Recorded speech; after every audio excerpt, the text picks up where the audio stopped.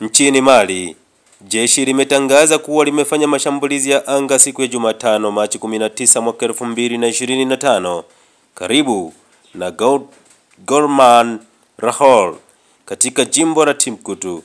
Lengo lililokusudiwa muamala wa vifaa vya mafuta ya kigaidi. Shambulio hilo limefanywa na Mali.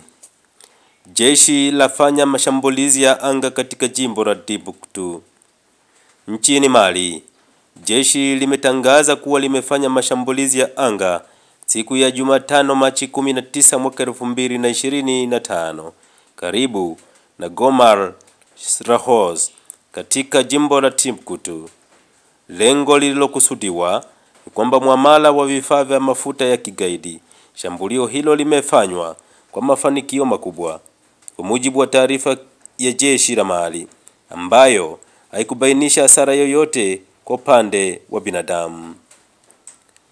Wapiganaji kadhaa wa kundi la waasi wa FLA wanaotaka kujitenga kwa jimbo hilo wameiambia RFI kwamba karibu watu 15 wameuawa.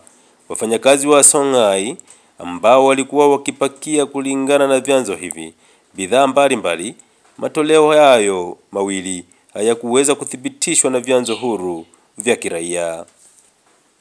Mapema mwezi Februari, msafara mkubwa wa raia ukisindikizwa na wanajeshi wa Mali na mamluki kutoka kundi la wanamgambo wa Urusi Wagner walishambuliwa na watu wanaoshukiwa kuwa wanajihadi siku ya Jumaa Februari 7 kaskazini mwa nchi kwenye muhimili wa Ansongo Gao.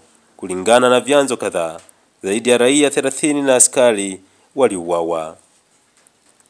Tangu mwaka 2012, Mali imekuwa katika mzozo mkubwa wa kiusalama unaochochewa hasa na ghasia kutoka kwa makundi yenye uhusiano na Al-Qaeda na kundi la Islamic State pamoja na makundi ya wahalifu ya kijamii.